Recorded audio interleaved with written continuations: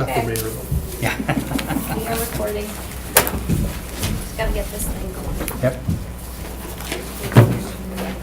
Okay, we're all set.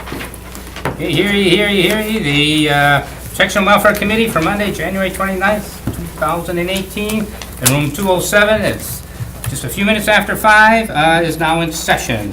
For the roll call, the chair, Alder Scannell is here, the vice chair, Alder Dorf is here, and Alder Galvin is here. I have not heard from Alder Zimmer, so I'm assuming he will be toddling in shortly. But we have a quorum, so we'll go on. Can I have an approval of the agenda?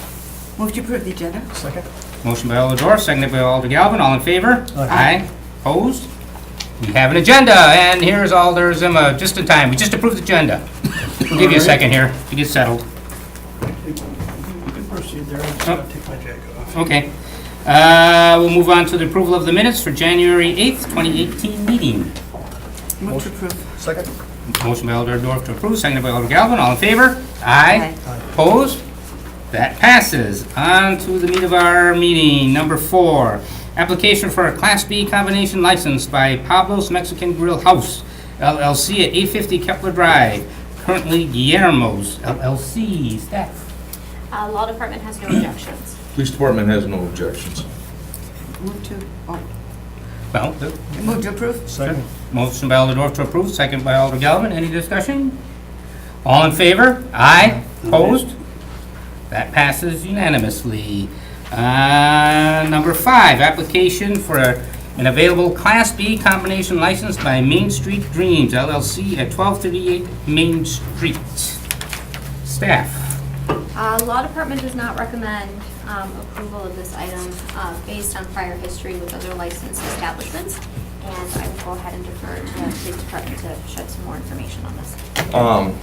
Last time Mr. Schwab opened the bar, and granted it was 20 years ago, it was a bar on Bodart Street, 700 Bodart, known as Turner's Pub.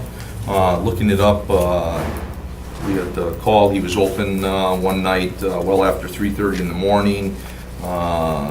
There were 5 or 6 people in the bar loitering. 2 naked females were found in the bar that Mr. Schwab admitted that he was taking pictures of. And all we have is past history to make our current decision on. So the police department wasn't very thrilled with him opening another establishment in our city.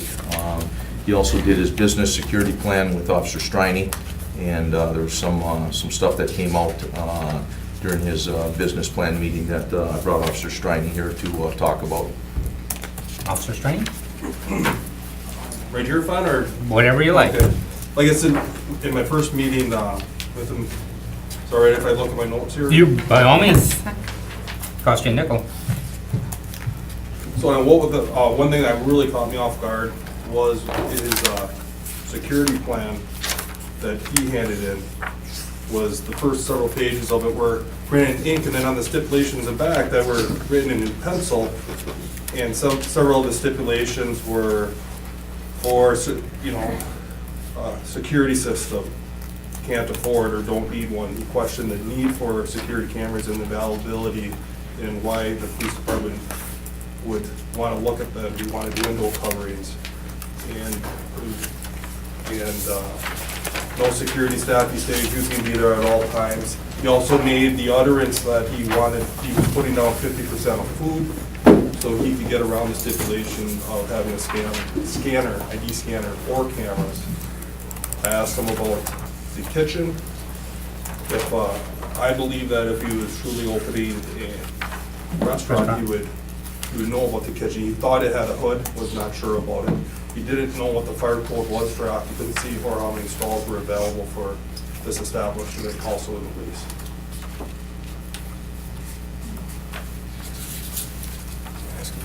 Yeah, sorry, yep, go ahead. Question? Either Officer Stroney or Captain Lux. 20 years ago, violation open after hours. Was that his first interaction with the police? It was the only one that we had documented citations on in our records, Bill.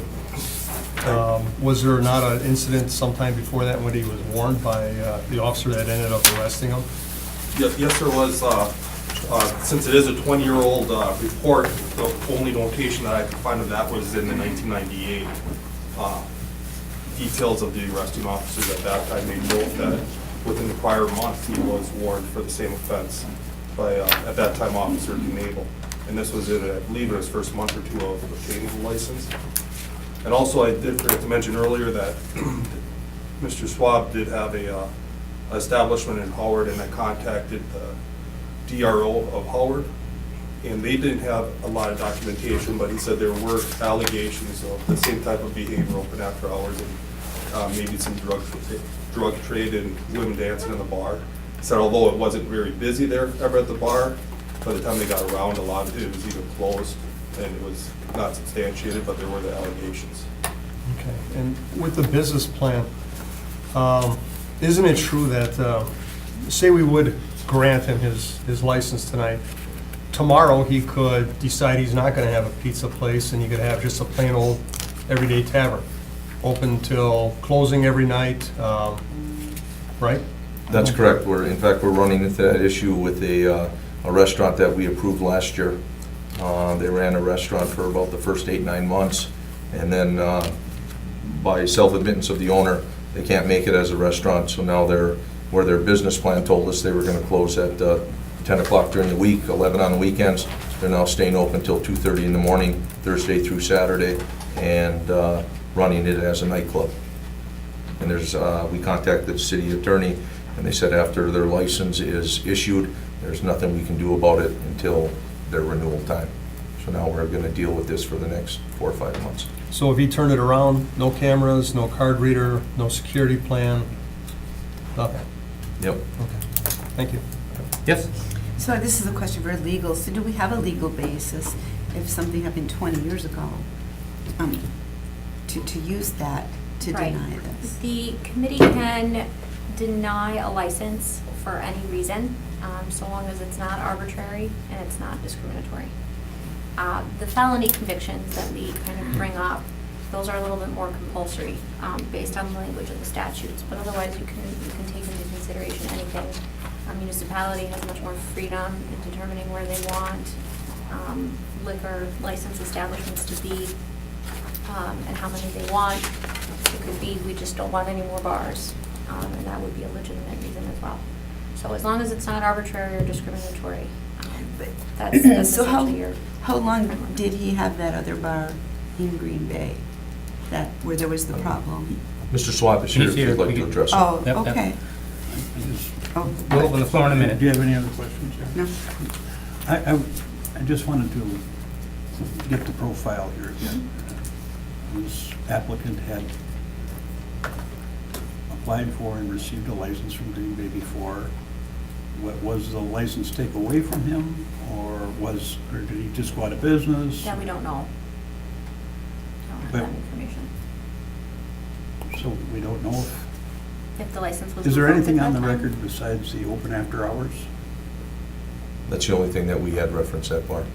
I don't know if he packed So up that- one day and that- decided not to run a bar anymore, or, but He'll probably tell us. yeah, he's here, you can address him. Well, it's normally, you want to know what the background, but that's the only thing that's on the record is. Yes, sir. There was, paid a fine for open after hours, is that it? Or was it just a warning, or? No, he received, let's see, I think 3 citations. He had previously received his warnings, and then for the second. Allowing underage to loiter, open after hours, and violation of adult entertainment. So he was given 3 citations? 3 citations. And you know how those were adjudicated? No, I do not. You were thinking they were, well, we can ask. Okay. Our records we don't keep records back that far, or what? No, Is that these records or on records? microfilm, so we printed off copies, and I don't have the municipal records from that far back, just our police department, what we get. Do you think there are records if you look? I'm through sure them? they are. I mean, it's just when you're going to deny somebody, you really want to know all the details. If you're going to deny or not deny, I guess. We're supposed to make a decision about it. We want to know, have something to base your decision on. So you didn't have time to get the whole record then? I didn't even look for adjudication. Alder Zimmerman, that would be on me. That was my job. I guess regardless of the outcome, whether he pled it down or not, the fact was that this behavior did take place. He was charged, but I just want to know if they were convictions or not. I understand that, but the behavior still took place regardless of the outcome. Well, it was accused that it took place. It's how an outcome of it is. If it's found not guilty,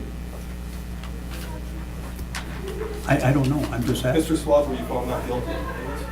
Well, we can check with them when we open the floor. Well, it's just that normally we usually get a little better background. Well, let's, Motion, no. wait, anything else? Well, I'm just, as far as we know, that was the only, you don't have any idea how long, was his license renewed? Did he have it for more than 1 year? Was it, he just stopped, went out of business, or? I have no idea. I Oh, don't have well, it. I guess we'll open the floor and see what we can find out. Okay, thank you. Motion to open the floor. Second. Motion by Alder Dorf, to open the floor, seconded by Alder Galvin, all in favor? Aye. Opposed? Is there anyone here who would care to speak on this? Please step up, state your... Yeah, oh yes, thanks. I wonder, I was looking around for that and I completely missed it. Thank you. Yeah, I know. Put a couple of tables in front of me and I'm just distracted. Please state your name and address. Chris Swab, 1374 Dossman. Okay. You've heard some of the conversation. Is there anything you'd like to say before we start? If you want to ask me some questions, I can give you the specifics. I don't know what to tell you exactly. Going back to, 25 years ago, having a bar in Green Bay. I was 24 years old. As far as I know, there was no warnings. What had happened is there was a kid that worked down the block at a bar, which was a Mexican club at the time. He did some bouncing there. He worked for me if I had vans, checking IDs. He stopped on, I believe it was a Friday or Saturday night, knocked on the door because I was still there. And now, shortly after he came in is when the cops came in. He was not served anything at my bar. However, I know he was 19. I think he had something down there, so they gave him and me a citation for underage drinking and the loitering on a licensed premise. And like I said, it's 25 years ago. I was 24 years old, 45. That happened early when I was there. My license was renewed. I did have the citations. In fact, Mr. Zimma, you went with me to a council meeting, and I had a 10-day suspension of my liquor license. Had no other problems there, and I ran a pizza restaurant and bar in Howard for 15 years without an incident. And the reason the one in Green Bay closed is because the couple that owned it got a divorce. She had it, which I believe was Seal Herlash. She gave it back to Gary Herlash, and he sold the building on me and did not renew my lease. And it sat vacant for several months, and then the basement went in there, another bar. And how long ago was that? 98, 99, Okay. 20 years ago. Okay. Go ahead. And were you found guilty with the citations?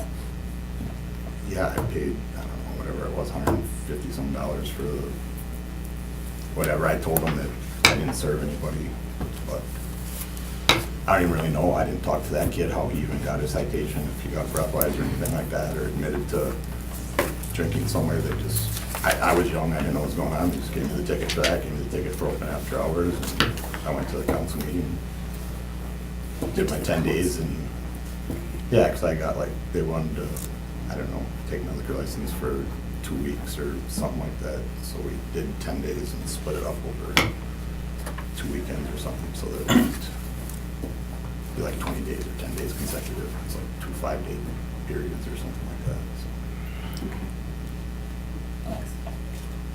Other questions? So, just so I understand it correctly, and you applied for it, you got a liquor license. You had the incident that we've been talking about. Correct. And all 3 tickets, all 3 citations were from that incident that night? From that one incident. Like I said, I opened that bar, I was 24 years old. My father got killed 3 weeks later. I made some choices probably shouldn't have, and that went on. That was in the winter, so I was there for a little over a year, so license renewal would have come up. I would have gotten another license that summer. Okay, so you had And this then- problem, it was resolved with a 10-day suspension? Correct. And you continued on and had your license renewed at least once? Right. And did you complete that year, or did you go out of business after 6 months or something? It went to, I went in like a November or January, and it went till the next February or March. And that's So when. it usually goes till like June. Right, so I got my license in New June, license and then is went to always the in next July. winter when the guy that owned the building was gonna sell the building, and he didn't renew my lease. Okay. So you So I left there, actually. left that operation and you went to Howard? Yep, I was Sometime off for later. about 9 months, and then I bought the pizza restaurant and had that And you ran that for restaurant 14 years. with a liquor license for about 15 years? 13. 13, 14, 15 years. And when did you close that? 2012, well, a couple days before 2013, 3 days before the new year. So, 5 years ago, you shut, 5, 6 years you ago, shut yes. that down, and then, Actually, until I- now, you've been doing another job or something? I was doing another job, I went back to school, got a couple of degrees. And now I'm just pursuing another pizza restaurant. So now you've decided you want to do another restaurant. Well, the officers are at least giving the impression that it isn't really necessarily going to be much of a restaurant, because did you tell them that you were doing that to get around the liquor law license, or? No, I don't know what I'd be Because getting around. licenses, if it's more than 50% food, then, you know, it's a different standard. You can get a license even if there's not one available, I'm not aware of that. but something to that effect. But, so you haven't been in any business regarding alcohol or food for Last last 5 years? And you want to open this place now? Correct. Okay. There was a bar and restaurant in there, there still is the exhaust. I don't know how much of the So system the has to be existing done. property is built for a tavern? Yes, it was a tavern Or when it a shut restaurant. last time. It's formerly Skirts. Did you say you're 45 now? Yes. And so you're ready to take an adventure again. Well, you know that they look, favorably on people who put some kind of system together to prevent people from, getting served underage, that sort of thing. Correct. I just didn't think with a restaurant and the clientele that I would be targeting, that I would need like an ID scanner. I'm not trying to run a, college bar. Obviously, my establishment will have cameras in it regardless of whether they want them or not, but I kind of just asked why or where, because I was told it has to be here, has to be positioned here, has to, and I'm like, just thought it was like, okay, why? I mean, most businesses have cameras. To Well, actually if it's a protect restaurant, us from- actually underage people can be in, right? They could be. They're with their families to have a pizza, or is, I don't know what the law is. I guess I need my brain refreshed here, but like, does everybody that goes in Frank and Pat's Pizza, whether they all have to be over 18? To go into that? No. And No. they can have pizza in there while other people are having drinks? Yeah. It's just that they can't be served. All right, well, I don't have any other questions yet. Alder Galvin? Yeah, Mr. Swab, and I know it's been not 25, it's been not even 20 years since you're running with the police, but I have some details here from the officer, and granted, memory can get a little vague.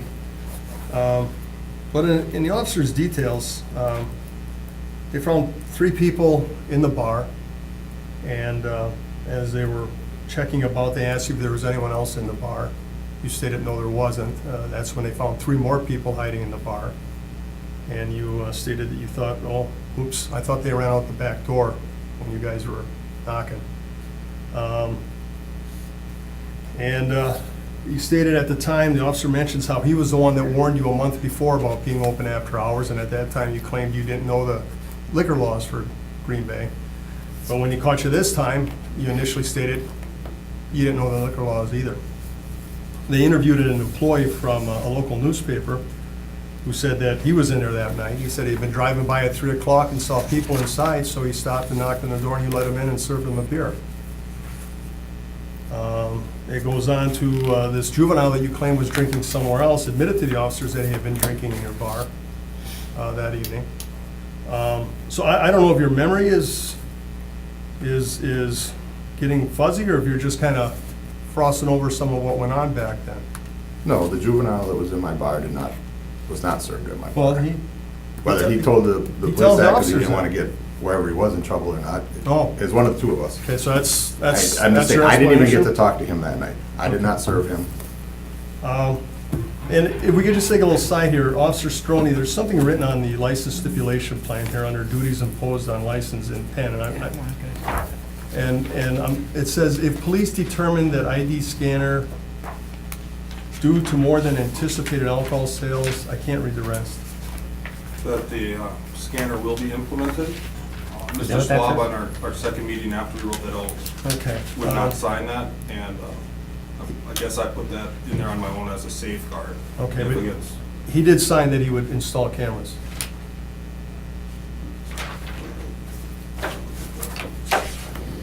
Yes, he did. Okay.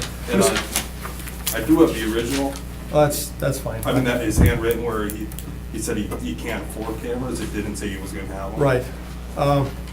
So, let me just ask the city attorney, if he agrees to put in cameras, and if he agrees that the police feel a scanner is necessary, again, if he decides later on, I'm not putting in cameras, I mean, we grant this license tonight, and he decides not to put in cameras, there's nothing we can do till renewal time, correct? If it's in the license stipulation and he violates one of the provisions in the license stipulation, then that is an actionable offense upon which we can go to revocation or suspension.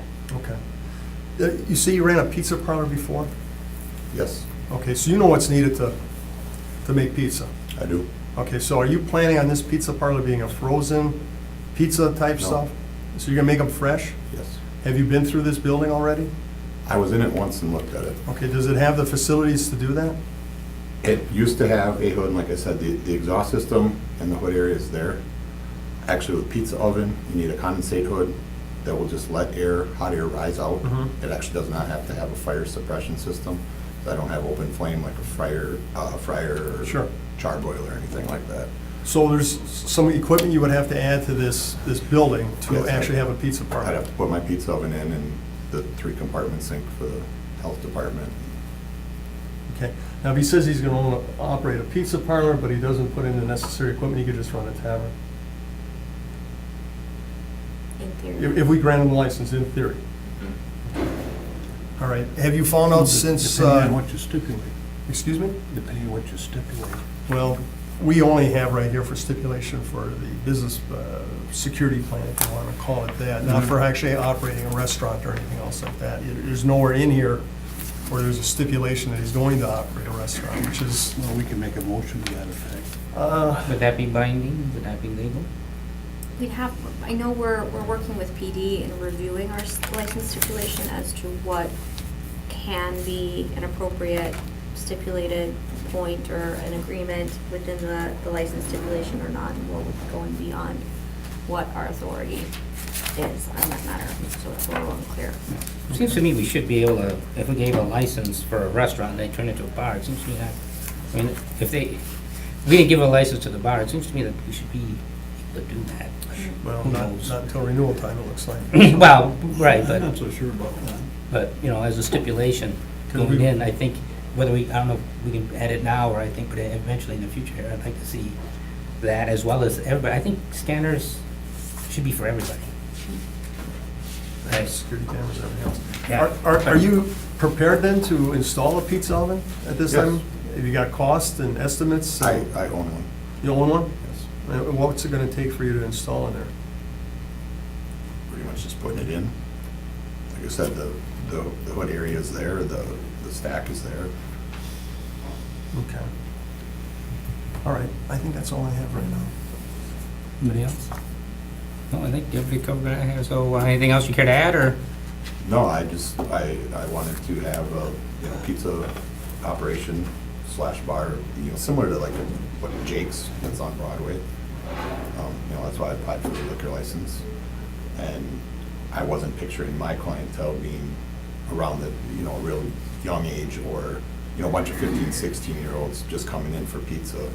That's not what I'm targeting or what I'm gonna go after. And may not even serve that and say, unless you are 21, then you can come and get pizza and drinks. So as it stands right now, any restaurant that serves alcohol can have a 1 or 2-year-old in there. I mean, eating food, it doesn't matter. Mom and dad could have a beer right next to them. It doesn't matter.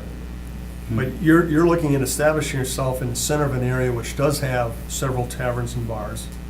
There will be young people coming and going. Some may be underage. It's possible. Someone may try to, get one by you. And I would think if you look at the area you're in, you could certainly anticipate something like that. On top of that, if you're going to be open till closing, like it says in your plan here, you can anticipate people from those taverns walking over, entering your facility maybe to get a bite to eat before they head home. And so having a security cameras and a scanner would certainly be to your benefit. I think if you've talked to any other operators, they've actually found that their insurance policies, if they have those in place, reduce their insurance premiums. And it covers you in case of liability. Right, I have no objection to the security system, to the cameras. I just, when you said scanner, I was under the impression of the old sticking your IDs under them, and I knew they were several $1,000s. It was just another added expense to. I would look at that as a security blanket. Even though it can be expensive, it is something that several places within this community and throughout Wisconsin have kept them from getting their fat in the fryer, so to speak. Right, and that was something that I discussed with Officer Strange, that, down the road maybe, just the, my initial setup costs, I'm trying to keep minimal. That I don't have a problem with security cameras. Obviously, I'm gonna have them for myself. My last establishment had them. There's other reasons other than just minors. You have employees that are stealing or whatever happens, fight breaks out. You can pick and choose who started it or, who's guilty. And then, I didn't know until Officer Strange mentioned to me that now there's apps on phones. I guess you can actually get them reasonable or cheap. So then I really don't have an objection to it if that's the case. I was under the impression of, a lot higher costs that I was trying to keep minimal to get into an establishment. Okay. I've got nothing further. Okay, thank you. Anybody else care to speak on this? Make a motion to close the floor. Motion to close the floor by Alder Dorf. Second. Second by Alder Galvin. All in favor? Aye. Aye. Okay, it's opposed, so we are closed. Back amongst us, Alder Dorf. Just trying to envision whereabouts this is. Is it anywhere near where East High School would be? It's the old McSwiggins. I'm not sure. yeah. It's St. right across George. from the Cock and Bull. Oh, St. George. Right across the street from St. the George Cock and and Bull. Main Street. Okay. Next to the tomato. Yeah. 3 doors The old down from food. the old Big Tomato. Is that a bar? 3 doors. No, yes. it's a It was restaurant That was a that's no restaurant. longer in. Used to be Truckman Hardware. It's between the river and St. George Street. It's a short walk there. Thank you. Well, I would make a motion to deny it. And the reason I'm going to make that motion is based on his interaction with the police. And, well, let's cover what happened 20 years ago. That was 20 years ago. He paid his fines, whatever. He seems to have had no other violations since then, although there was some suspicion in Brown County. But again, suspicion does not prove that he did anything wrong at that time. It does give me pause. His inability to remember how things happened compared to what the officers have dictated in their details gives me some pause. But again, it's been 20 years.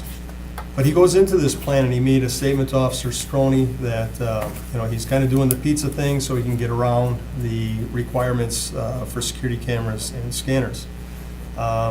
He has no plan, it sounded like at first, to have the kitchen set up properly. He doesn't know what the capacity for patrons are, he doesn't know the capacity for what he has for parking.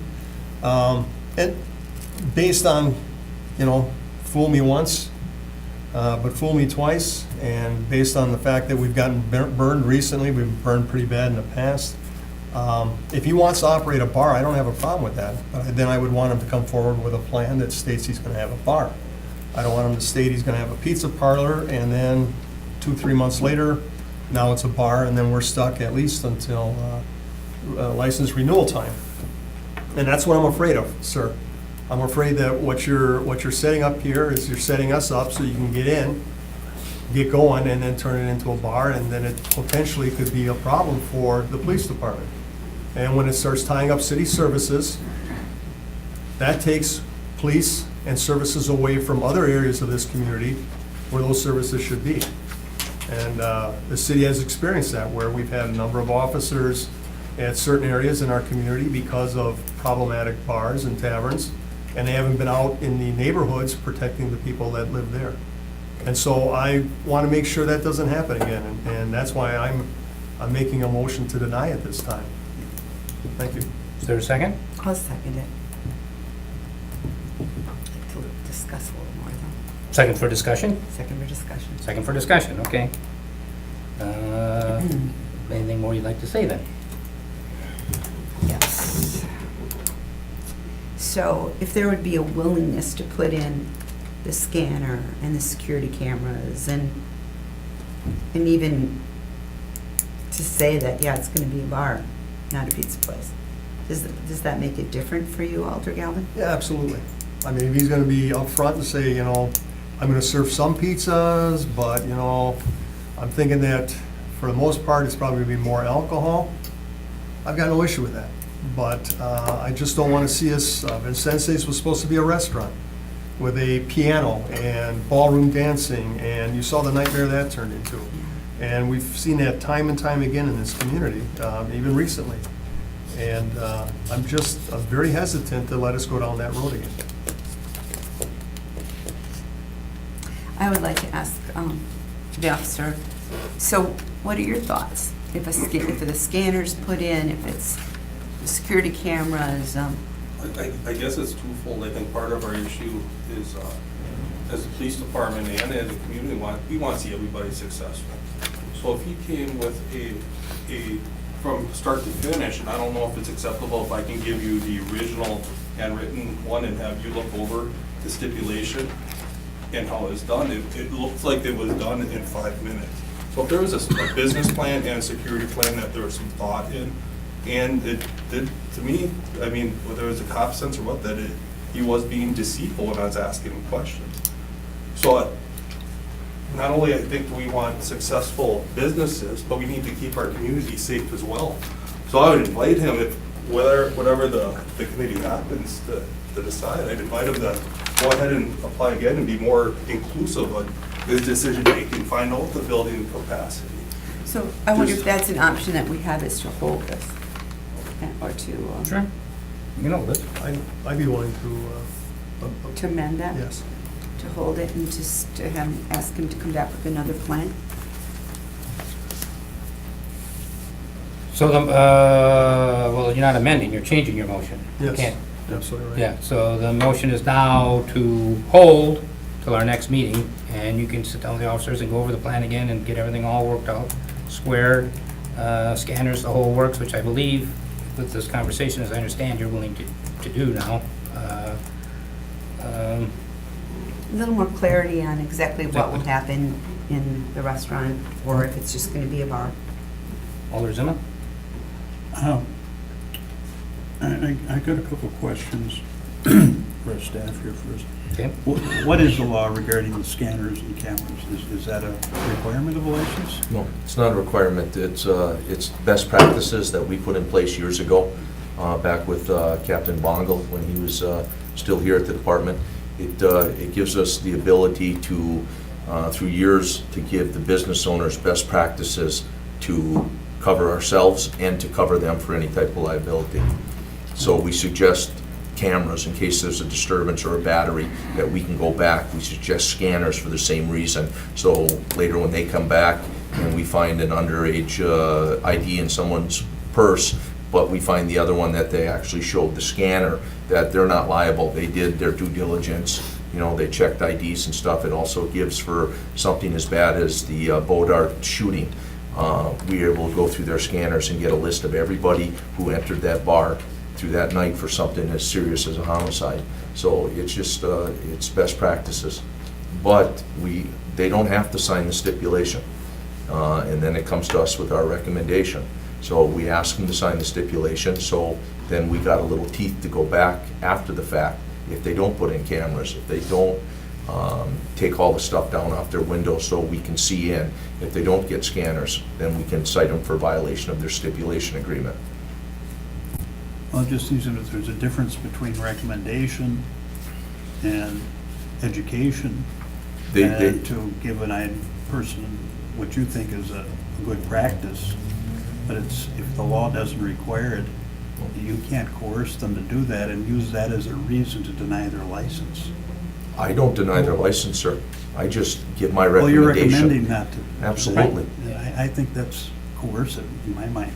Well, No, I just, at the same time, you know, we are interested in protecting, we're also interested in, you know, connecting people with free enterprise. Now, if there's going to be a facility, don't our rules say that it has to pass an inspection report and a health department report before the licenses? I mean, we usually say that we approve something with the approval of proper authorities, and I thought those included, you just can't open it up without having your bar or restaurant inspected, and your health department has to go in and check off on it before you can open the doors. It's my understanding. Now, correct me if I'm wrong. That's the health department. Yeah. I don't know what their regulations are. But, well, It seems I'm like- asking, Yeah. those things have to be approved before the person can open the doors. Is that correct or not? But that has nothing to Does do with our liquor legal license. staff know that? Of course it does, because if you do make recommendations, you just say it with the approval of proper authorities, because you expect far these as- things to be done. As far as them opening up their business and being able to operate a business or whatever activity they're doing within a building, I'm sure if they're doing construction, they would have to get permits. And as far as the liquor license goes, I don't know. I'm not sure I'm understanding the question correctly. Well, what I'm saying is you can't open a bar restaurant without having the inspection department. I don't Check know off whether on it. what the inspection department process is. Well, I don't know, my experience is that they have to do that. I'll get complaints from people that think they're too strict. So I don't know, but our legal department doesn't know that? Well, Unfortunately, I don't have that information at this time. No. Well, That's county, is it Mr. not? Chairman, County The health, health Chairman, I have department the is floor. the that's the county health department. Yes. That's not our city staff. well, I'm just telling you, people can't open those kind of things without that plaque on. Well, there's on the wall. many boxes to check, but the ones we have to be concerned with are the city ones. The county ones have to take care of the county. Well, We gotta worry about the city. well, I asked a direct question for staff, and they're not sure about it. So, Well, it's- maybe it's county staff. holding this for a couple of weeks might be prudent. As far as, Mr. Galvin, he said you're worried about, they might do something different, and we can't get at it till it's licensing time. Well, licensing time is only 5 or 6 months away. I think you would know something by that time. But it seems to me, if we are worried about it, excuse me, I want to move back to a question. You said that you talked to the people in Howard, the police department in Howard, the county sheriff department, or whatever. And he operated this for 13 years, or whatever it is. Was he cited there? No. He was not cited. But they said negative things about him? Yes, about the establishment. And would you repeat those again? He said that there were allegations of a drug trade and with women dancing naked on a bar. He said it was dead most of the time, very little business. So when it was a busy night, by the time they got around to handling that call, it was usually. So there were at least allegations or rumors of that, but they Allegations. never confirmed them. Correct. Well, and he did continue to have the liquor license there for whatever it was, 12, 13, 14 years. They never denied the license. I believe that building was condemned by the health department.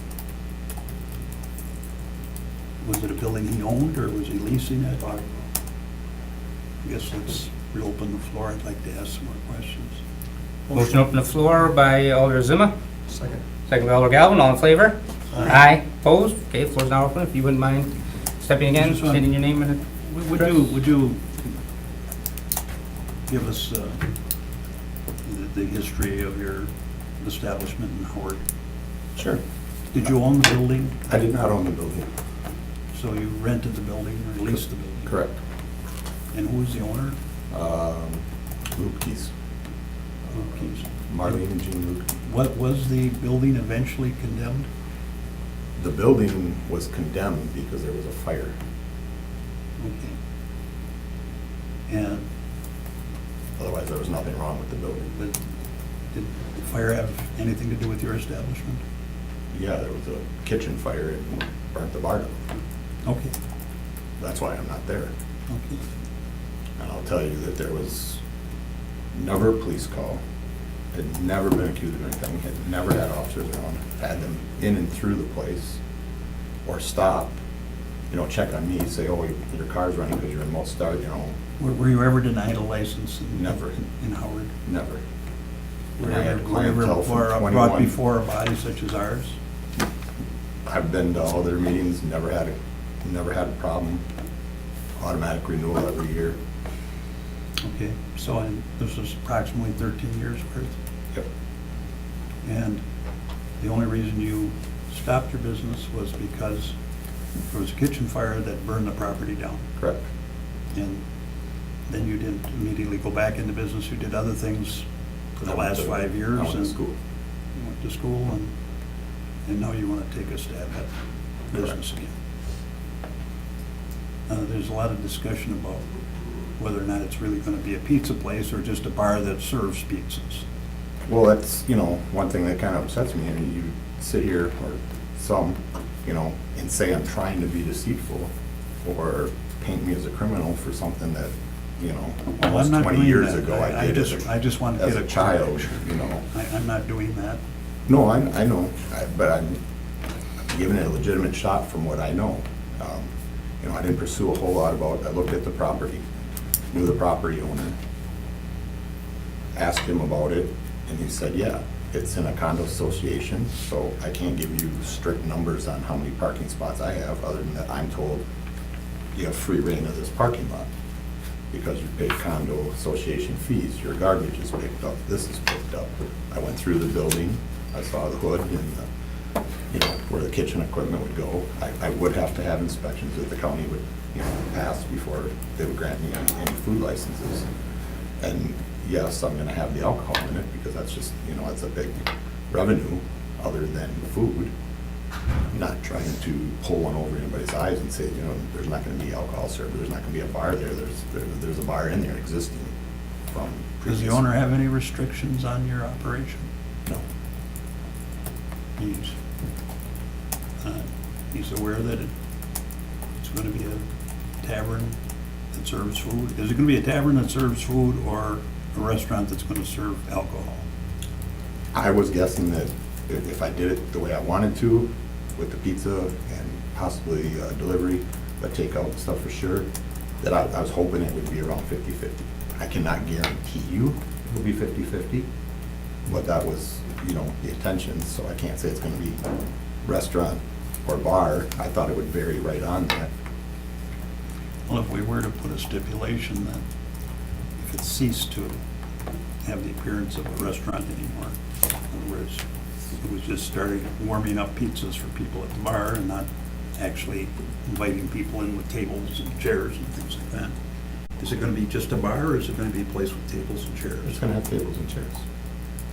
I mean, the majority of the space is gonna be tables and chairs. It's not that big of a space. But how big is Honestly, I it? would like to have But how big a place is a it? pool table in there, and probably, I would imagine that, when I looked at the floor plan that I had laid out, have about 8 tables as a short section of bar, probably about as long as your thing there, whatever you wanna call it. And it's very narrow.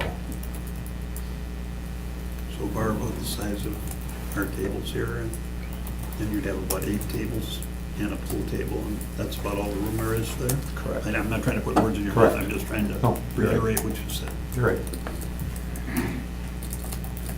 All right, and it's part of a condominium, Correct. so there's I believe I have- apartment units there? or- No, hair salon on one Yeah, side. yeah. So it's a strip mall, like a little strip mall? I can't picture I it. don't wanna say it's the Port City Center, but It's you're on Main right. Street. It's got all those, Okay, it's the old McSwiggan's? Yeah, all those buildings are all Okay, I know The what old it is. skirts, skirts bar, Because I saw Yeah. people dancing on the bar there myself. aha. 20 years ago. You know, it's, I, 20 years ago, you said that I was involved in your case at that time. I have no memory of it all, but that doesn't mean it Oh, didn't see. happen, you know. Any other questions? I have many people come up to me and say, wow, I never forget how you helped me with this and that, and I don't remember a thing about Yeah. it. But, do you have anything else on your record that you would No, need to explain to us at all? no, I have no arrest record. Nothing. I just have one Thank you, question. I'm done, thank you. What hours were you thinking of operating? I'm hoping we'll be open at 11 a.m. Otherwise, around the 2 in the afternoon. Weekdays, I'm thinking probably between 12 and 10 and midnight. Weekends till closed, or license closing. Bar time? Bar time. Okay. But otherwise, I'd like to be like 11 a.m. to during the week. If I'm out of there at 10, 11, midnight, and that's a long day for me. Okay. Thanks. Anything else? Anyone else? Anything else you care to add? Thank you. Motion to close the floor. Second? By Alder Galvin, second by Alder Dorf. All in favor? Aye. I would just like to say a couple of things. One, the best practices that the police have developed has been hand in hand with this committee. We want, I don't see that as coercive at all. We have standards that we want met. Just as you speak of putting in stipulations, well, that could be considered coercive as well. I think the agreement we It's only if have. There's doubt. Well, hang on. We have, the standards we have is what I would want the police to be checking out, to be trying to enforce and trying to promote. And this committee, in my opinion, should be doing the same thing. We want standards to be met for opening a business in this city. And I can understand how being out of business for a while, coming in and going on your past experiences, but times have changed, and I can see you're being a little hesitant and a little confused, and the police being very concerned about that. Most people that come into a business, pretty much got a plan, and they're all boom, boom, boom. So I hope you can appreciate how the hesitation of the police in this regard. And I'm hoping that during the break here, sitting down, working out through that stipulation plan, you can get more like this instead of like this. Because certainly staff's input is important. Yes? Mr. Swab, we as the police department are willing to sit down with you. You come down to the police department, and if you're wanting to open a tavern, then we will give you the best practices that we've seen over the years for you to run a successful tavern. If you want to open a successful restaurant, we'll go through the best practices. What my opinion and Officer Strining's opinion was, you weren't quite sure what you were going to open. Most of these business plans, and granted you've been out for a while, most of these business plans brought forward to us have a layout of the interior, and they show us where the tables are gonna be, and how much their seating is, and they have an idea of the parking spots they're gonna have, and where they're gonna have outdoor cameras, whether or not they're gonna have interior outdoor music, because obviously outdoor music, there's some ordinances. You have a neighborhood right across the river from you with nothing to block the sound. So we would discourage something like that. So if your business plan was to have a pizzeria and then out on the deck be playing music and very fun for the families and great, would be a nightmare for the police department taking loud music calls and stuff like that. So what we do is we just sit down with you and try to put down a successful business plan for you. Our denial is based off of, we were not sure what kind of business you were gonna run. It was so up in the air. We're held accountable for approving or denying. We approve and your business doesn't work out, goes to crap, and uses up city services, we have this committee coming back on us and saying, why'd you approve this guy in the first place? So we're willing to work with you. We'll sit down, we'll have a meeting, and we'll come up with the best possible plan to protect you and us. So, anything else from anyone else? Yeah, and I'd like to add too, Mr. Swab, I'm not trying to paint you out to be a convicted criminal. I mean, you did something back 20 years ago. You have been warned. It's documented. You got caught. You seem to have a different recollection than what the officers documented at the time. That's all I made comment about. And then your interaction with the officers as they were preparing the plan, again, is cause for concern. They're not coercing you. You don't have to sign it. You don't have to follow that stuff. You don't have to go with it. But again, these best practices are not just what Green Bay has experienced. These are what police departments all over the United States and in foreign countries have found out what works and what doesn't work. Alcohol is a drug, okay? And if it's overprescribed, it causes death, injury, and a lot of problems, okay? And you're gonna be in charge of that. And we wanna make sure it's not overprescribed by you or anyone else and causes problems in our community. We've seen too much what the toll can be when it is overprescribed. And so we have concerns. That's all it is. Okay? So we have a motion and a second. All in favor? Aye. Opposed? Okay, we'll hold this up till our next meeting. Hopefully police and you can get together and work out a great plan. Come before us again, okay? We're on to item number 6, consideration of possible action on request by Alder Scannell. Number 5, isn't it? No, that was 5. Oh, okay, I'm sorry. That's right. To consider public nuisances affecting peace and safety ordinance 28.205 subsection 12A and allow temporary outside storage of recyclable building materials. Referred from the INS committee. And I talked to Rick, who is the gentleman who is behind all this, and he's in Florida on his way home. So I'm going to make a motion that we hold this until our next meeting. Second. Alder Zimmer made the motion. I'm seconding it. Oh, okay, well then, motion by Alder Zimmer to hold to our next meeting, seconded by Alder Dorf, all in favor? Aye, opposed? Okay, so we're holding that till next time. Item number 7, Alder Moore, request by Alder Moore for the following. A, the Green Bay Police Department report to protection and welfare crime stats regarding domestic abuse calls and charges from 2015 to 2017. B, legal report to protection and welfare and city authority as it pertains to domestic abuse to include bail, bond, sentencing, and victim resources. Well, we start with A. I, Well, I'm sorry, yes, we should start with Joe Moore. Yes. My apologies, Alder Moore.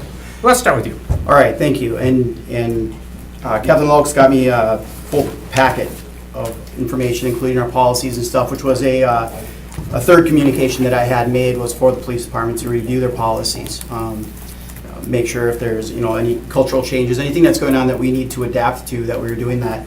And really this solely revolves around victim protection more than anything, victim survivor protection, I should say. And look, in 2015 was our last domestic abuse homicide. It was a intentional domestic homicide that was on Day Street, a few blocks from my house. And it happened to a former coworker and friend of mine. Wida was her name. And she was homeless at the time, and she was graciously being provided shelter by a guy they call Gramps, and her boyfriend was living with her, and the homicide happened when she tried to end the relationship. In Calumet County, just a few weeks ago, same situation, a similar situation, I should say, and that happened to a classmate of mine, Sarah Weber. Sarah Schmidt was her married name. And in this situation, she was sexually assaulted, tied up, and had a gun held to her head on New Year's Eve. A few days later, bond was paid. She had filed for divorce that same day, and within a week, she was killed, and her husband had killed himself as well, leaving 3 children without their parents, young children.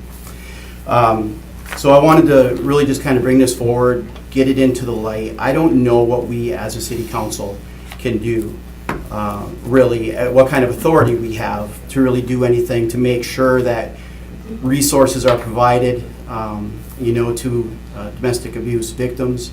Again, working with our police department to make sure that we're following the right policies and we're handling calls the right way, and that we're working with community partners at the same time, just to make sure that people are aware that, there are resources available, that victims can feel like they will be protected if they do come forward and report it, because look, we just see these things progress, and it could start off with something simple and turn into a situation like what just happened in Calumet County. So this is why I wanted to bring it forward. I wanted to get it in front of the council. I wanted to ask our legal staff what kind of authorities we have.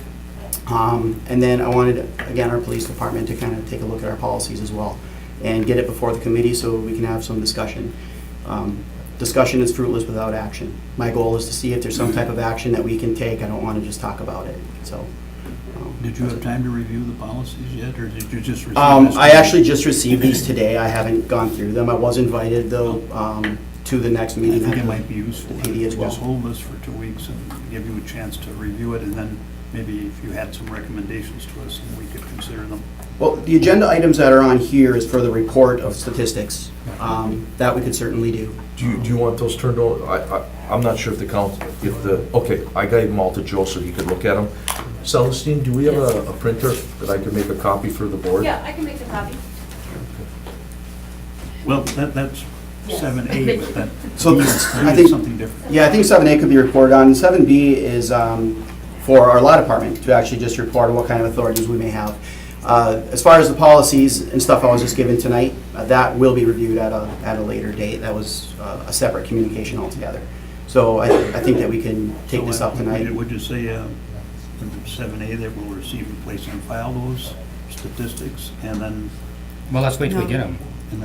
B, we would review those statistics along with the rest of the report for 7B. I think we're at the will of the committee. I mean, however the committee wants to handle this, but I think the discussion needs to take place. And I know Ms. Michaels is here as well from Golden House, Executive Director for Golden House, and I'm sure she's got some information she can share as well, and perhaps some ideas on how the council can more support some of those causes. Can I ask a So clarifying I'd question? certainly like to hear By all that. means. Yep. So my clarifying question is, you were saying that the policies was the separate item, right? Policies is it was the talk third about. communication that was directed to the police Right. department. So tonight, you did want to talk about A, which is statistics, Yep. and B. So. These items can be taken up tonight. These could be Yeah, taken. there's no reason that Just these wanted to two items would need clarify to be that. tabled or anything. Yeah, right. Okay, So, thank you. okay, Uh, that's all I have. Questions? Yeah, the county, I've talked to Supervisor Evans, and I don't know if you've reached out to him, but the county is also very involved in this, and I think it's great that we look at what we can do, but I think it also be, if we could coordinate with the county, if anything, because I think this really falls with their Health and Human Services and everything in their committee, they have that. I think that for real change to take place, it has to happen higher than the council. It has to happen in the courts. It has to happen with some things that maybe we don't have as much control over. But look, if we can support resolutions, like there's an assembly bill right now, Assembly Bill 93, I believe it is, that's down at the state right now. And, this is one that talks more so about how bond is determined based on the violence of the crime.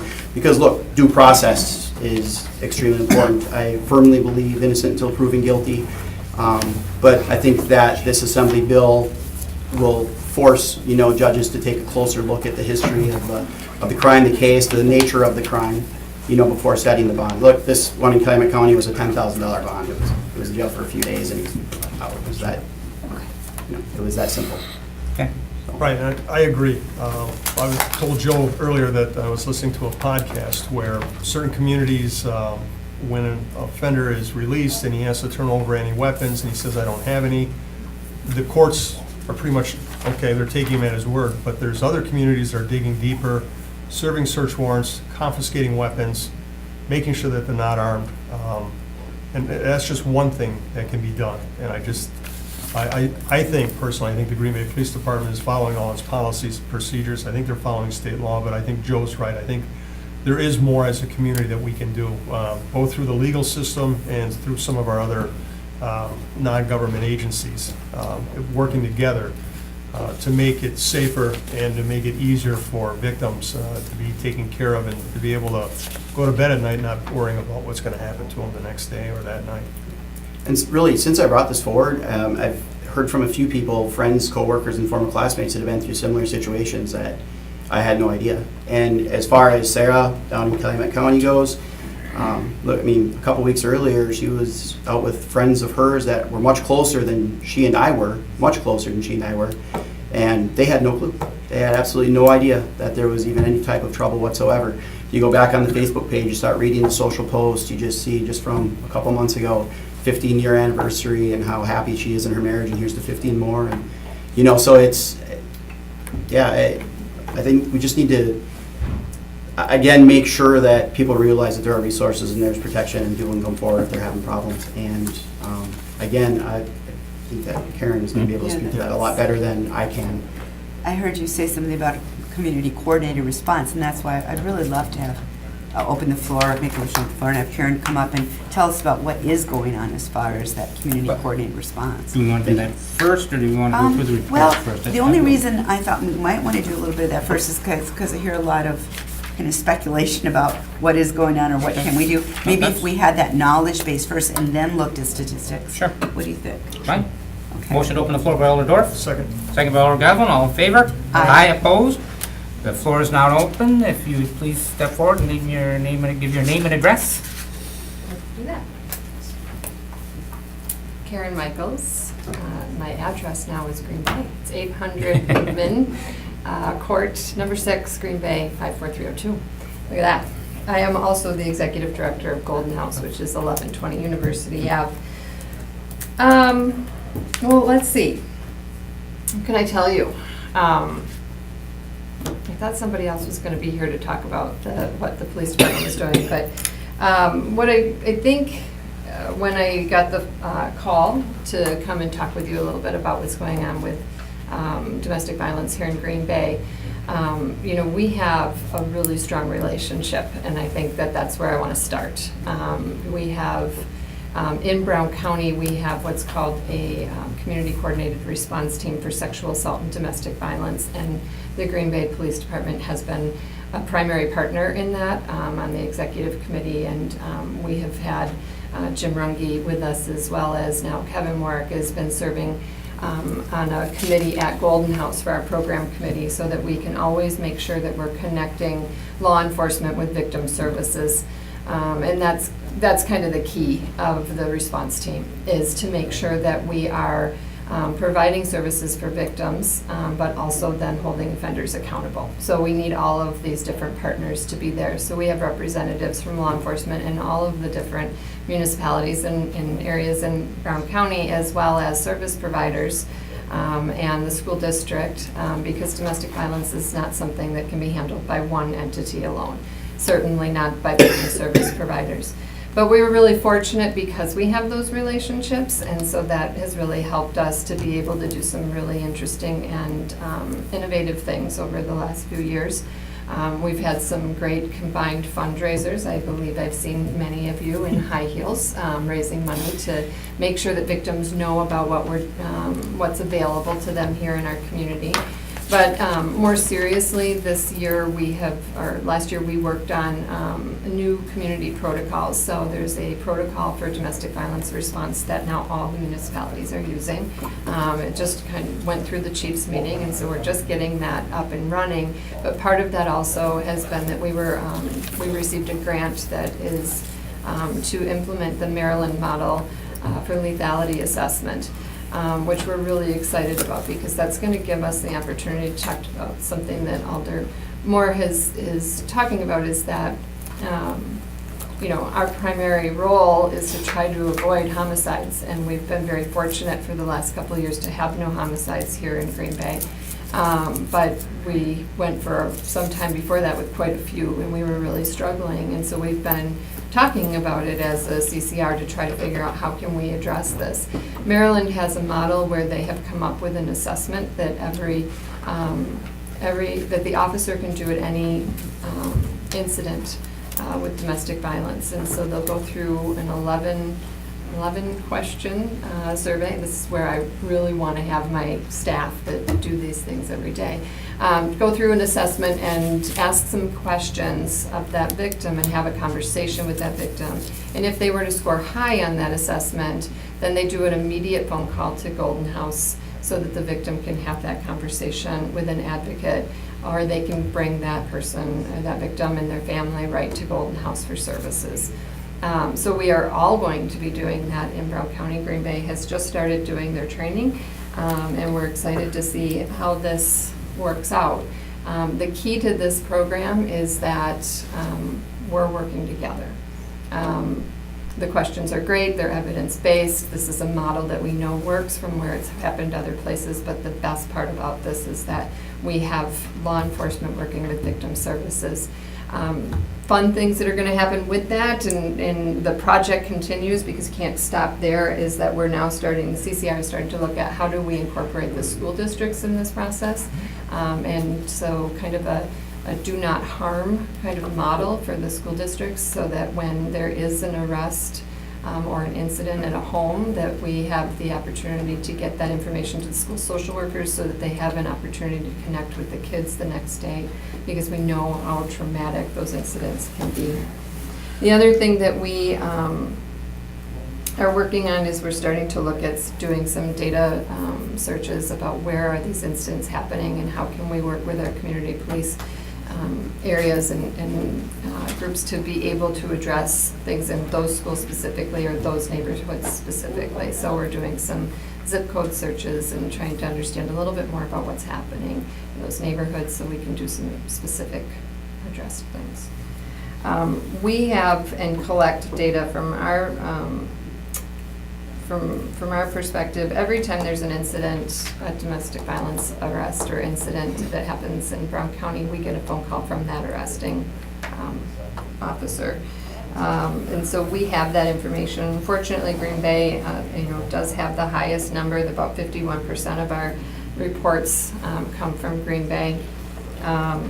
And we did do some looking at that. That's about 508 calls that we received from Green Bay. And in those situations, the officer always tells us kind of who the victim was, who the offender was, and what the outcome was of that situation. And then we're able to, as a victim service agency, connect with those folks.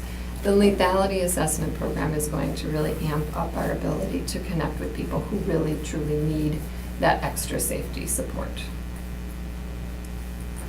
Did I miss anything? No.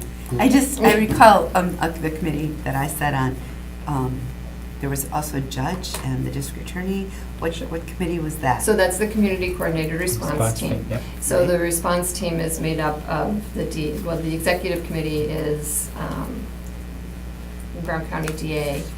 I just sent this email out today, I should remember, right? So Dave Lizay, Jim Runge, and I hear Kevin is now starting to attend that as well. And then we have two social workers from CPS, from Brown County Human Services.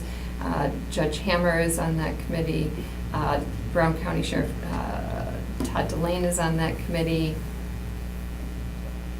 So I can remember when I sat on the committee. And then our agency, and then Tana Koss from Sexual Assault Center.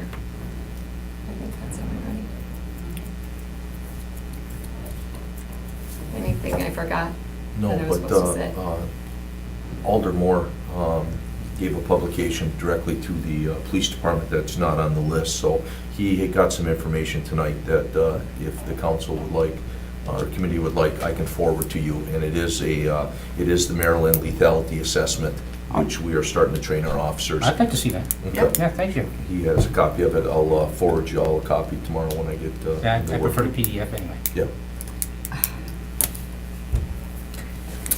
Thank you. Well, thank you. Looks like you're, Well, I have one question. Oh, sure. Are there any other things you're looking to do? I remember at one time we had an officer assigned to interact with children the next day, and that only lasted like a year, maybe two, and the funding ran out. I mean, is there anything that your organization is looking to do more with the children? I mean, if you had a wish list? Well, I think that's the do not harm piece right now. We're looking to do that. Most of what's happening with kids and officers isn't happening directly in our building. It's a little bit overwhelming to have officers, Oh, that, you know, absolutely. come to a Golden House. Yeah. It terrifies a lot of people. So, you know, we try to get the kids that are staying with us at Golden House out into other programs. So that's where, you know, being located right next to the Boys and Girls Club and some of the school stuff, that's kind of how we're doing that. Well, yeah, I'm not talking about just So- officers, but I'm talking about outreach to these children that, obviously, they're living in an environment that has probably been ongoing for a long time. And there's always issues about long-term traumatic injury, and, you know, which could create more problems down the road for them as they become adults. So, I was just wondering, you know, if that's part of what that is too. Yeah, I think that's part of the do no harm kind of thing, is that we're trying to figure out what is the best way to be able to do that within two big systems, the Green Bay PD and the Green Bay Public Schools. So those are two big systems, and it's gonna take us a little bit of time. We do a lot of work with our prevention staff going into schools and talking to kids about domestic violence. But it would be nice to be able to do a little bit more targeted work with them. We also are doing a lot, and maybe something helpful for some of the larger departments is that we do a lot of training now on trauma-informed care for children who do go through these experiences. What we know about trauma-informed care is that if they have caring adults in their life, regardless of what's happening with necessarily their parents, or if I parent in the situation, it can have a real effect on their resiliency as time goes on. So we do a lot of training for school personnel, city personnel, you know, different groups, nonprofit agencies, to understand a little bit how they can be supportive.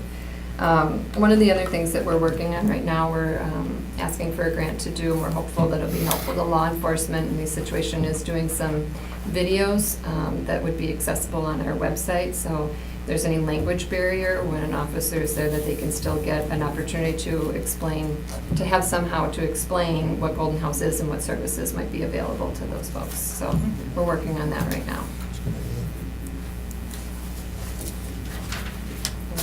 I'd like to also make a note to the committee. She had the 508. If you'll notice on your sheet, we have 947 for this year. These are total. So someone could be charged with bail jumping as well as criminal damage, and it would give us 2 compared to they have 1 domestic violence incident. Oh, okay. Also, when you look at these, domestic violence in and of itself is not a crime. It's an enhancer. So if someone commits a battery and they have a domestic relationship, that is a battery with a domestic violence enhancer. Domestic violence in and of itself isn't a chargeable offense. It's an enhancer to a criminal damage to a battery. So as you look at all these statistics, these are all the charges that came with the domestic violence enhancer on them. So, And our number is number of victims. yeah. So that's just a victim number. Okay. Thank you. Keep up the good work. Motion to close. Well, is there anyone else that needs to speak on this? Nope. Motion to close the floor. Second. By Alder Galvin, second by Alder Dorf. All in favor? Aye. Opposed? We are now amongst ourselves. Anything about this report? Wish to go over more, or? Is it even placed on file? Statistics, sure. Alder Moore, do you have any? Well, I think regarding item A, I think that can be filed. Yeah. And then as far as item B, I just don't know if there's a response from legal here. Yeah, well, Yeah. yeah. So, So I move to receive and place on file. Second. a motion to receive and place on file the 7A. 7A. That's just a good way to put that, thank you. Instead of reading the whole thing. By, motion made by Alder Dorf and seconded by Alder Galvin. All in favor? Aye. Aye, opposed? Okay, that is received and placed on file. Let's go to 7B. Legal report to protection welfare on the city authority as it pertains to domestic abuse to include bail bond, sentencing, and victim resources. Staff. Yes, so just a prelim review, staff was kind of looking to get a little bit more direction potentially from the committee and from Alderman Moore. A prelim review as to what, just trying to get my notes up here. Okay, there we go. That the charging of domestic violence offenses and setting bail and sentencing is all regulated by state statutes and state criminal statutes. So the city council wouldn't have any direct authority as far as regulating those items. Alderman Moore mentioned a resolution. A resolution is certainly something that the city council could put forward if there is legislation that's up in front of the state legislature, just for the city to put its support in terms of a resolution. That's certainly something that can be done. I did email it to Attorney Chavez today. Okay. So she has it. I talked to her just a little bit before the meeting. And So she that received it, but she hasn't reviewed it. that's certainly something that law department could draft out for the city council to approve. In addition, the city could potentially change certain ordinances and regulations with respect to giving out permits and licensing in connection with domestic violence charges. One example that has been done, if you have been convicted of a domestic violence offense, you cannot obtain a permit for animals. There would be but that's like one example. And we could potentially do some more research into what other kind of permits and licenses could be restricted. I'm not sure I quite understand the. So, for example, if you've been convicted of a battery with domestic violence offense, you wouldn't be able to obtain a license to have a dog. Dog. Does it really? So there could be modifiers to giving out of licenses and permits in connection with whether you have a history and convictions for domestic violence offenses. Is there We would data to have to show do- that works? That I don't know. That there's some relationship Right, but here? we were just kind of brainstorming Uh-huh. and looking into Yep. what kinds of things a city council could do as far as regulating based on domestic violence criminal offenses. We would have to research further whether any of that would be possible. Obviously, there would be a constitutional issue, whether we would need a rational basis or a compelling interest depending on the type of activity that's being regulated and what that activity is and how it relates to domestic violence. But that was just a prelim review, and kind of wanted to find out a little bit more if what other avenues Alderman Moore wanted us to kind of go into and look into further. Alder Galvin mentioned about police being able to be more assertive with. I'd have to go through the county a little bit. That'd be through the county? I mean, we could have a policy of, the victim says, I know he has a gun. The judge says, you have a gun? He says, no. And the police could investigate further and say, well, give us some more details. And if she could be accurate, describing the gun and how it was used and where he keeps it and things like that, that might be enough probable cause to get a warrant to then search a suspect's home and try and retrieve that gun so he doesn't have it. But the county would do that, not the city? Well, you see, the city could establish that policy themselves, I believe.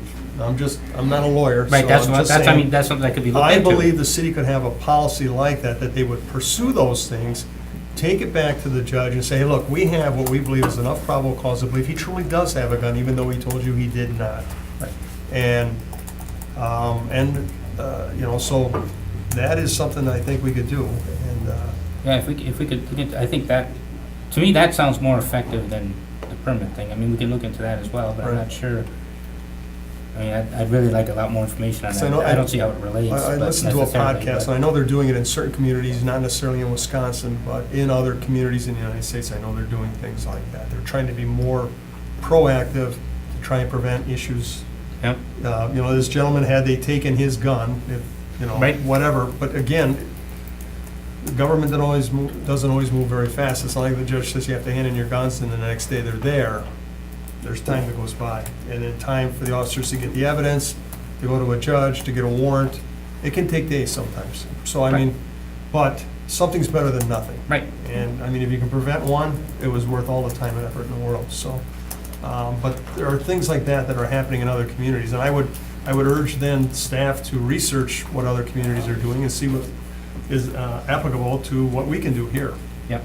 Even if Green Bay becomes an island, I'm sure that other communities would want to buy into it if they think it's going to work. Yeah, we can only do what we can do, and, Right. and to me, that sounds like a practical, effective measure that would directly relate to this, that if we could look into that and do what we can with that, I would be in favor of that. Anything else? Any other direction for staff? I guess Anything? we're going to receive them, or we're going to hold this until they can come back with some more information on, Yeah. on B. Yes, we would hold this. Joe? We just make that recommendation that if the committee so desires to refer this to staff, and I'd be happy to come in and sit Yep. down if we Yep. can schedule a meeting and obviously give you some more direction. I know Attorney Chavez and I discussed it after the council meeting briefly on what I was kind of looking for. And I think, you know, what Alderman Galvin is coming up with here, it's creative stuff that doesn't infringe on constitutionality issues like withholding a permit because of something not related. I wouldn't even want to really get involved with anything that's, Yeah, you know, like that. I'm not sure how it I don't relates. think. But yeah, I think that there are some other ways and some other avenues and some creative things that we can do as a council. That, like, big thing is that we brought this thing into the light. We're going to take a look at it and take some action and do something. That's the most important thing. You know, we could advocate more training for the officers above and beyond what they're getting currently. Right. Well, I read this 11 questionnaire in this Maryland study. I mean, it's Sure. you can see where every question leads. It's all leading to an end game, basically. Right. Yeah. You know, and the right answers. I mean, Yeah. it looks like it would be really effective. So. Yeah, it looks like we've already taken some steps to do Yes. it, so, yeah, so Okay. Thank we're all you. moving the right way. Yep, thank you. All right. And I would make a motion that we Refer this to staff. refer this to staff. Second? Motion made by Alder Galvin, second by Alder Dorf. Any other discussion? All in favor? Aye. Opposed? That passes unanimously. Thank you. Item number 8, consideration with possible action on proposed changes to section 27.622, subsection 6, subsection B of the code relating to appeals of sexual offender residency restrictions. And we have that in our packet. It has to do with an alternate member. I don't know if it's pretty straightforward. I don't know if Right, there's- it's a simple change to the ordinance that allows for an alternate to be appointed. I believe there's been some issues with member attendance and availability, which has caused some quorum issues. And so the appointment of an alternate member would provide a solution to such quorum issues. And the alternate would be appointed by the mayor for a 5-year term in the same way as the members are. Move to approve. Second. Would you have 2 and then it'd be every alternate one? Discussion? Any discussion? No. That was by Alder Galvin. Yep. By Dorf. Dorf Galvin. Yep. Good, thank you. All in favor? Aye. Aye. Opposed? That passes. Last but not least, for discussion, the January 8th, 2018, and January 22nd, 2018 reports from the Green Bay Police Department regarding liquor violations. There was one last time that I did want to bring up for sure with McNeil's Bar. How is that progressing? I know the police were working. Yeah, actually, it was back on, in December. They had a disturbance outside. Yep. There was a property referral made. 2 of our night shift officers have kind of made it their project to make sure that gentleman is on the straight and narrow. He has reached out to the police department. We've had a meeting with him, sat down, and he seems to be very forward, that he could use some help. We sat down with him, went over best practices, and we have not had an incident since that time in December. So he's been a little over a month now. Way to go. So Kudos. we think we're on the right track with them. As far as January 8th through January 22nd, there were no liquor law violations, property referrals, ordinance violations at any of the establishments. Okay. Move to receive and place on file. Motion by Alder Dorf to receive and place on file, seconded by Alder Galvin. All in favor? Aye. Aye. Opposed? That is received and placed on file. Any other, any other discussion on anything? Oh, no, what am I doing? Sorry. Move to adjourn by Alder Dorf. Second by Alder Galvin. All in favor? Aye. Aye. We're done. Better when I got my own, when I don't have to do my own noisemaker. All right. Oh, that's nice. Where are you? Took his thing and he ran.